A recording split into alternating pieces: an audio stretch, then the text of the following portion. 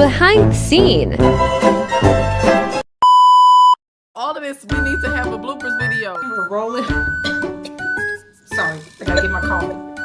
Just get your coffee in. Yeah, just so people don't think that I'm lying. I got my tea. You see my little bookmarks of place, so people don't think that I didn't read it. Yes, I did. I didn't use Chat GPT, ladies and gentlemen.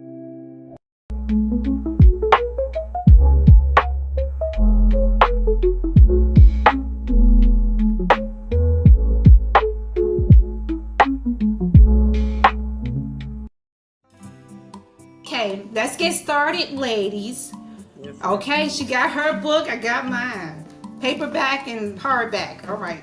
So, ladies and gentlemen, welcome back to another episode of Flowers with the Tea, the digital book club where the pages turn and the tea is hot and the conversations get real quick. Shout out for the success of our episode 1, our very first episode on The Devils Have Acres hit the charts. We saw your love and your tea recommendations and your heartfelt stories about your own, your responses about your family identity and rediscovery. So thank you from the bottom of our book love and hearts. Y'all did that, we did that, and we're just getting started. I am your host, Abila Lloyd, and I am joined by two extraordinary women from Los Angeles. We got the fabulous Andrea Walker Williamson. What up, though, Andrea? Hey now, say now.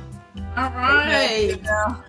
And from the vibrant heart of Cape Town, South Africa, please welcome the wise, the soulful, the pen welding powerhouse, Lee Hendricks. What up, though, Lee? Lee. Drea ready. She was like, oh, ladies and gentlemen, Drea is ready. How you doing though?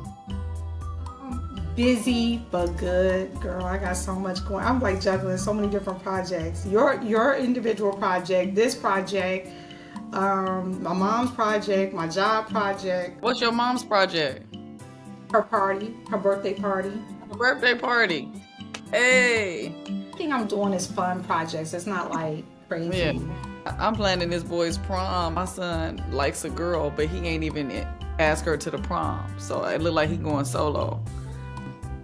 That plus trying to get graduate experiences. It's probably meet him there. Just meet me out with my mom. Yeah, girl. Only to be seen and heard. Right, like, girl. What motivates you to pick this book for our audience? Oh, like give motivation as to why I picked it? So to be honest with you, there has been so many different reviews on this book. As I was busy searching for one that resonated this month, Mental Health Awareness Month, of course, I went through so many and read basically parts of different books. This one, when I came across it, I was completely stunned by it because of how well I related to the book. And I'm sure that many of us can. As you read it, you realize there's so much situations that you've been in that this character has as well. And that's really what got me to choose this book. And then there was also the fact that when I searched the author and saw that it was a man writing this book, and look, I'm going to be honest with you, I'm a little bit biased when it comes to books and what I read. My preference is always the women. My preference is always the female author. I have never purposefully read a male author's book. But when I say this book, oh my gosh. When I saw that it was a man that wrote it and how well he wrote the first pages that I read, I was like, this is something that we had to do. It was definitely something that we had to do. And when I sent you guys summaries of different books that I was interested in, my hope was that you would choose this one. Honestly, that's why I put it first there as a first choice, hoping you guys would choose this one. Because, sorry, you ladies would choose this one. Because, man, this book just got to me, and I think we did. We made an amazing choice. This book is really, it actually really is good. It's like, I'm like, and she didn't see him again yet at the end after she woke back up. So I was like, oh my God, I can't wait. But the one thing that like I was like, oh my God, when she told her brother, call the dude, he 100% is for you, and that was dope. That was dope. And then her really appreciating her neighbor. You know what I'm saying? The librarian really being alive. You know what I'm saying? Like, it makes me think about the decisions I make in my life now. Like, instead of living my life with regrets, it's like the midnight library. It's almost like midnight gives you another chance to change yesterday. Yeah. Like the regrets from yesterday. That's how I look at this book. Like at the end of the day, it's like that midnight hour is your chance to change what you regret from what you did and did not do the prior day. Honestly, the first thing that usually happens when I feel that way is I completely spiral, as many people do, of course. Then I get to a stage where I get that. But afterwards, you just come to the realization that you can't keep on focusing on everything that is wrong, And a lot of the times, what has gotten me out of my states is definitely my siblings. While they can be very, very moody, they are constantly entertaining me in such a way that makes me want to get up, they have this thing where their whole personality basically is quirky, funny, and I will definitely say that when I have spiraled, a lot of the times it's been them that has gotten me out of it. The whole thing was metaphorical, so I was like, you know what I'm saying? I felt notes. I can see why he has that, because literally I was like, man, let me write my list of regrets. And when I saw them, I was like, man. Like, man.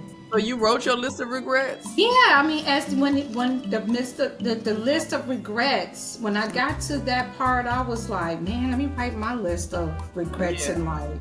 What's so crazy is like, how whenever you looking at someone else's life or death, right, or those big moments, the one thing that you do think about is your own life. Like, it's something about it. It starts making your life testify to you, right? Especially when you're at a wedding, sometimes when you're at a baby shower, and when you're at a funeral, for some reason. And so I had wrote this piece that I've never shared before, and it was called Weddings and Funerals, right? Because I felt like the biggest parts of my life that made me think always happened when I was sitting there, whether I'm at the back of the funeral or the front of the funeral. And the back of the funeral is different because you're there as a guest. When you're at the front of the funeral, you are facilitating. That's somebody that was really close. That's something really dynamic. The first time that I sat in the front of the funeral, I thought about my regrets. And I guess the longer you live, the more that stuff shifts, right? Because it's more life lived. And the interesting thing is when you think about what you could have changed, right? Which is almost like, it's like a teaser into your life as well, because like what Matt says in his book, one small gesture could change everything. You know what I'm saying?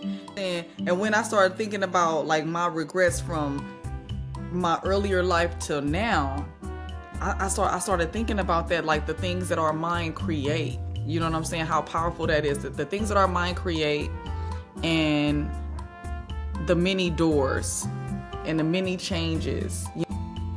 Lee, can you hear us? No, I can't hear a single thing. You guys are completely frozen and I hear nothing. One phone call could get somebody to open up another door for you, and how when they say 6 degrees of separation, sometimes it's really only one. You know what I'm saying? And so I'm like, damn, I don't even think I have a list of regrets anymore once I started understanding that. Because it's like some stuff you just can't control. You know what? I'm glad you mentioned that, because there is it's a quote from his book that stood out to me. It says, if you aim to be something you are not, you will always fail. Aim to be you, aim to look and act and think like you. Aim to be the truest version of you. Endorse it, love it, work hard at it, and don't give a second thought about when people mock it or ridicule it. Most gossip is envy in disguise. Ooh, that's the whole. When I saw that, I was like, oh my Lord. I'm gonna write that down. The most gossip is envy in disguise. That's page 93, ladies and gentlemen. Living your truest version. right. It's like that list of regrets. It's like when I read this book, it's like I'm so glad that Lee had recommended this book, because I think about the things I've done when I was in high school, college, young adult, entering the motherhood. I think about the past, the dumb mistakes I made. I still go back and say, man, it's that guy in college that I really liked. Ooh, he know who he is. Yeah. Yeah, I didn't like him, but we had something going. And let's just ask, from time to time, if he's watching this, from time to time, I still think about that moment when he called me over and over. Okay. He answered the phone because he was 30 minutes late. And he kept calling and I didn't answer. But let's just say, man, what would it have been like if I answered that phone? What a night we would have had. But, it didn't happen. So that's one of the regrets that I go back. It's a lot of things from college that I regret. Now that I'm discovering more of who I am, yes, ma'am. I'm like, girl, Lee, I can hug you. As the story went on, as I continued reading, the idea was also to write a list of regrets so that I can, get one out of the way eventually, kind of like a goals situation.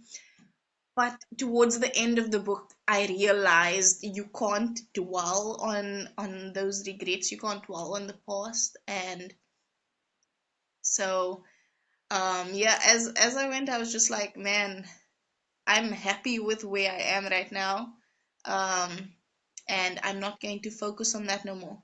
Lee, this was a great suggestion from beginning to end. Page turner. No, the book was excellent.